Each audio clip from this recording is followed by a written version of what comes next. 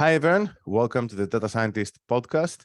We're very happy to have Mark here with us, Mark van Rijmenam. Did I pronounce this correctly?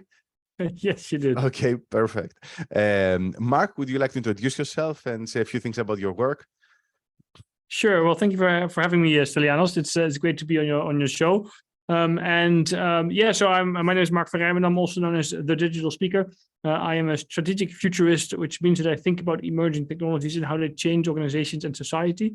I have written 5 books on this topic, with my latest 2 books being Step into the Metaverse and Future Visions, which was actually written in collaboration with ChatGPT in just 5 days.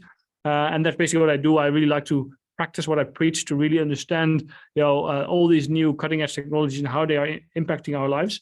And what I then do is I sort of use these technologies and I apply exponential thinking to it to understand how they're going to impact our future and how they're going to affect our society. I'm also a global keynote speaker. So I speak and deliver keynotes for Fortune 500 companies around the world and large-scale events.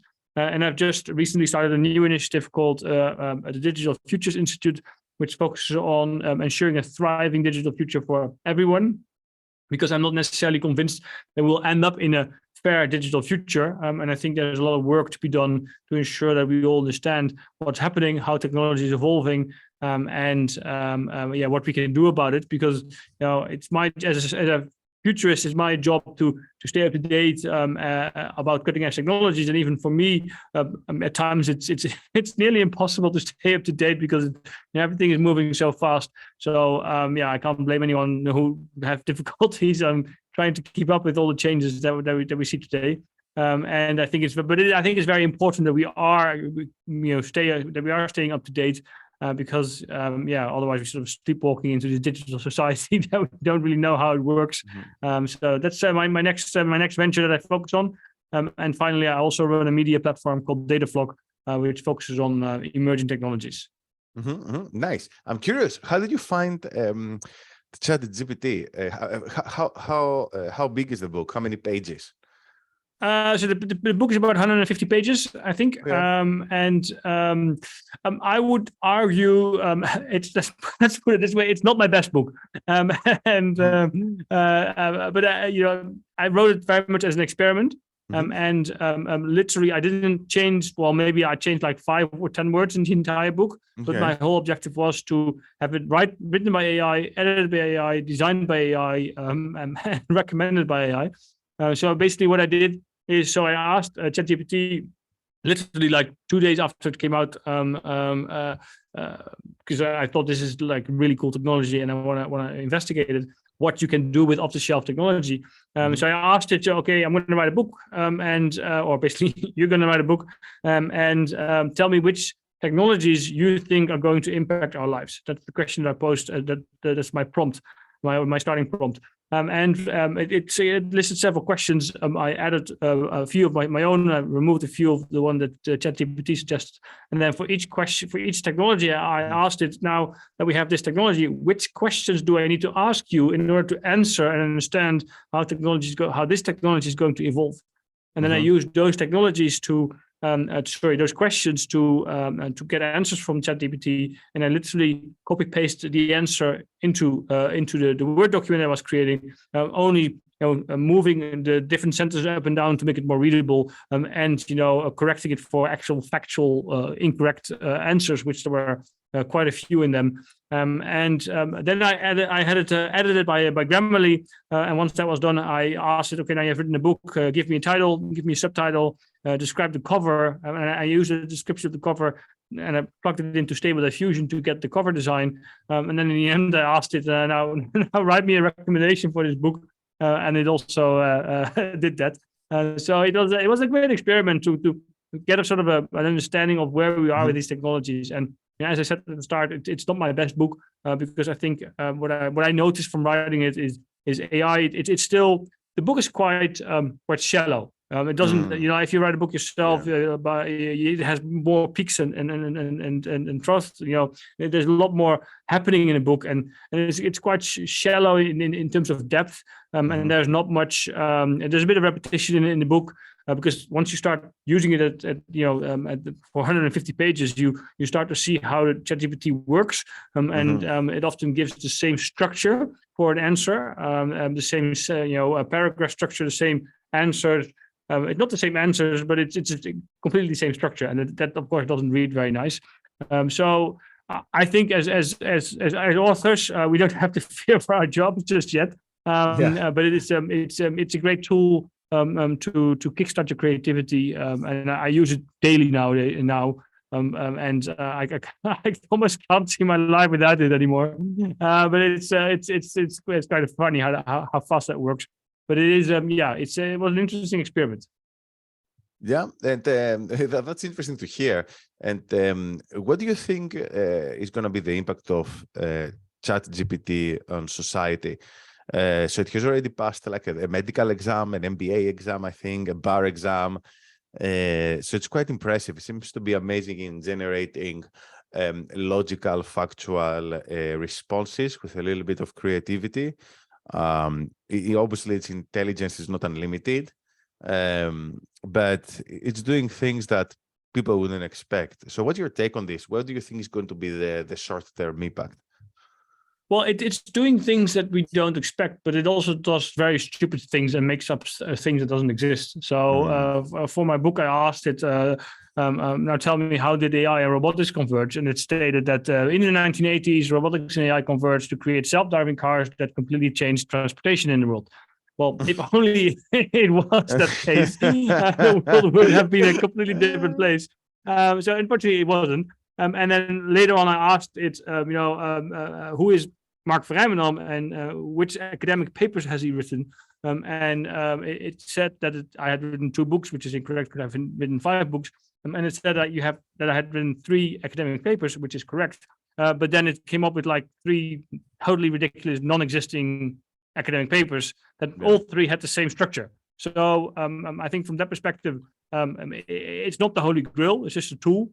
Now, of course, when we see it that it can pass MBA exams or bar exams or other exams, it basically means we need to ask different questions, because obviously we are training ourselves, we are teaching our children, our students to think in a certain way. Well, that way of thinking is out of the door, we've really experiencing a paradigm shift, and we need to change our perspective of how do we teach stuff? How do we learn things? How do we deal with emerging tech? I think it's best compared to when Wikipedia came about. Everyone said, "Oh, we can't use Wikipedia because it's terrible." And nowadays, it's pretty okay, and you can use it. You still can't cite it in academic papers, but it's reasonable. And I think the sort of same thing we should apply with these kind of technologies is, we cannot forbid them because people will use them, and the ones who will use them are always smarter in using them than those who want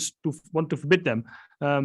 So I think we should teach ourselves and train ourselves how to use these technologies responsibly, and how to make the most of it, that it has a beneficial impact, or social impact on our society. And I think that's where the main role is. So if we see that an AI can pass our exams, we need to change our questions. Yeah, that's a great point. I think the whole model of education needs to change. And it's funny that the initial reactions of teachers and everyone is like, oh, we need to have some kind of AI detector to see whether this was written by ChatGPT. But these tools are here to stay. So let's say that you go through the whole higher education and you learn to write your own papers, then you're out of the door, you no longer have a teacher above your head.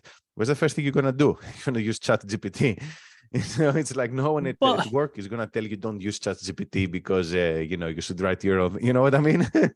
Yeah, 100%. And when I was doing a junior in high school, you had to learn facts. And then of course we don't have to learn those facts anymore because we have a tool in our pocket that has all the information of the internet. So now we need to learn. Okay, now we have all the information of the world that can also, prepare it and offer it in a way that's easily digestible for what we humans like. So how do we deal with that then? How do we go about that? And I think that is something very, very important that we need to think about. And I think this whole generative AI movement, which is a lot more than text, we shouldn't forget that. It's also images. It's also 3D assets. It's complete virtual worlds that are being generated. It's music. It's audio. It's voices. Literally anything almost that is digital can now be created with generative AI. So that's a complete paradigm shift where we create this synthetic future of ours that we need to think about. And I think we have to take this different approach on and now that we have this society where this is possible, and this will only get better or worse, you could argue, in the coming 5 to 10 years. How are we going to deal with it? Trying to forbid it is not going to be. It's not an option. What are we going to do? How are we going to teach our children? How are we going to educate the organizations how they can benefit from them? From it, instead of that it will bankrupt it, and I think that's something that we is very, very much necessary. Yeah, absolutely. And what's like your long-term view about AI? I mean, you're a futurist, so what does the future look like? The future, I guess I'm talking to 5, 10, 15, 20 years down the line. Look, as a futurist, I try to stay away from making predictions because that's predictions are very, very difficult, especially when it's about the future, as a famous saying goes. No, but jokes aside, I think what we see happening is there is a convergence of technologies, and that's what really is going to change our lives, and not necessarily for the better, to be honest, because I think it's the way technologies are converging, and with the level of understanding of the vast majority, let's say 99% of the people, of these converging technologies, which is quite limited, to be honest. I think we have a very we are in for a wild ride, and it's not necessarily positive, I think. And I think we should really pay attention to how are these AI and quantum computing together with the Internet of Things to create all the data. How are they converging? What's going to happen? How is it going to affect our society? We're going to have an internet which is first in next 5 to 10 years very immersive internet, and then in the next decade might move into becoming some kind of personalized or personal N-1 internet.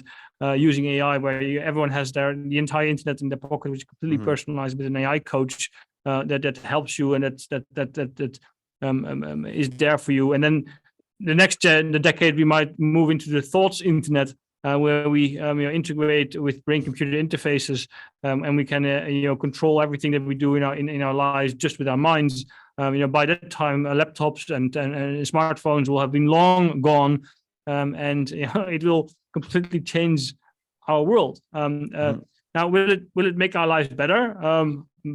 To a vast extent, absolutely. Will it make our lives worse? To a vast extent, absolutely. And I think, as we have seen how much the world has changed in the past 25 years, history doesn't always, history is not always being repeated, but it often rhymes, as they say. And I think we can see the same thing happening in the next 25 years, where all these different technologies are converging. They're going to completely change how our society is run. And we are going to move from a world where we have to make a conscious decision to go on the internet to a world where we are in the internet, where we are part of the internet, where we communicate, seamlessly, literally, with each other at any given moment, and how that world looks like. It's going to be quite interesting, I think. Yeah, that's true. But I think what's very interesting is that everyone's been talking about AI and the future, this and that. And it feels like ChatGPT took everyone by surprise, because many of the things that we believed AI would do at some point in the future suddenly are possible. And I think that's very interesting. And what's even more interesting is that if you look into how ChatGPT was built, there's nothing fancy about it. It's just like deep learning with a bit of reinforcement learning and it's not intelligence data set. Yeah, exactly. It's not like some kind of quantum machine that is fueled by cold fusion and space based on Mars. Or something out there, you know what I mean? Which makes you wonder, like, it looks like we have the right tools there to create, you know, something which looks like artificial intelligence, probably many other discoveries. I don't know what's that, you know. So it's obviously, like you said, it's difficult to predict the future. Like, don't make predictions about the future. But it feels like we might actually reaching, I don't know what's your opinion on this, some kind of singularity effect maybe over the next 5 years. Maybe it's not completely out of the question. What's your take on that? Well, that's a very good question, and I think it's almost philosophical if you go down that route. And if we talk about the singularity is, of course, when we reach, you know, AGI, artificial general intelligence, and often people say that AGI is also conscious, but then if we want to know if AI becomes conscious, we don't even know what consciousness is in humans, in human intelligence. So let alone how can we figure out what consciousness will be in artificial intelligence. And I think that's I think the singularity is still quite far away. But then again, I also thought that what ChatGPT is capable today, I thought that would be further down the road as well. So it might come a lot sooner. I think it's still far away because, you know, having an AGI which is as intelligent as human beings is quite far away. But I am convinced that we will end up there. And there are people who say we won't, but I'm 100% convinced that we will end up in a world where AGI and super AI will become part of it. I think it's just the next step in our evolution. It's just, you know, every intelligent life that evolves, whether it's on Earth or anywhere else in the world, in the universe, will eventually move to an artificial intelligent life. Now, the way I look at it, you know, AI by itself will beat humans. So if we because AI is just in a lot of domains very, very superior, in very narrow domains at the moment. Now, but I think if a collaboration between humans and machines, humans and AI, will beat AI, because I noticed already, you know, when you start using these kind of tools, as they are tools, not intelligence, then you really augment the human intelligence, and I think that's how we should look at it. But in order to create this human machine collaboration, we need to be able to understand, and we need to be able to talk the language of the machines, and that's something I think our society is lacking, where I think we as a society, we have some really quick catching up to do, because you know, if we don't do that, then I think we have a bit of a problem when AI reaches, when we do indeed reach a singularity, that it might be we might be too late. Yeah. So I guess one thing that we can all agree on is that the future is going to be very interesting, and something which fascinates me is what's going to happen if we merge ChatGPT with neural networks, which can come up with discoveries like this neural network that DeepMind developed called AlphaFold, I think, that would discover proteins. I know there's similar work being done in the discovery of pharmaceutical drugs. So if we like merge everything together, what is this going to look like? Then you might have like a network which can discover all sorts of things. I don't know. But it's definitely, I think, within the realm of possibility. I completely agree. You know, we did a couple of years ago, we saw already that Facebook developed an AI that developed a completely new language that the developers of that AI couldn't understand anymore, and they pulled the plug. That was 5 years ago. Now, you know, if we then use this technology, and indeed, if we start combining the different AIs that we have with quantum computing, you know, the sky is the limit, and we really have to be very careful on how we're going to do that, and have the right boundaries present, because you know, there's a book called Superintelligence by Nick Bostrom, which is it's a bit of an academic read, but absolute one of the books on superintelligence, which is I can definitely recommend reading to anyone listening, and it sort of explains, you know, what can go wrong if we don't think about this kind of stuff, and it's very it's definitely useful to read that stuff in this time of day. Yeah, I'm familiar with him. I think he's a philosopher at Oxford, right? He has some interesting views around philosophy of AI. He's actually one of the few people who is a non-technical person, but his philosophical views on AI are very interesting and highly non-trivial, because most people just repeat the same things they read on media. Absolutely. Very intelligent. Great, amazing. So I think our time's up. Where can our listeners learn more about you? What's your website? Sure, I'm pretty visible online.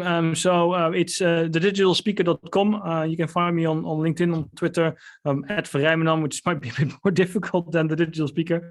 But yeah, if you just Google the digital speaker, then you will probably find me. Amazing. Thank you, Mark. It was a pleasure. Thank you very much for having me, Stylianos. It's been a great conversation. Likewise. Thanks, everyone. Thank you for being here with us, and make sure to go to thedatascientist.com for more content around AI, data science, and blockchain. Thank you.